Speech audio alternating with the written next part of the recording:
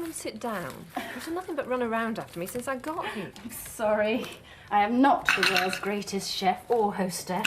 You worry too much. I'm having a lovely time, really. Can I ask you something? Ask away. Why do you go on living here with your parents? Well, I haven't always lived here. I left for a while. I'm fond of the place. It's big enough to get lost in. Somewhere to hide away from the world. Don't hide away. It's such a waste. I'm glad you're staying.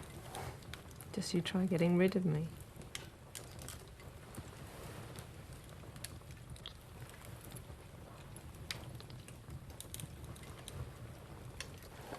I can't tell you how long I've been wanting to do that.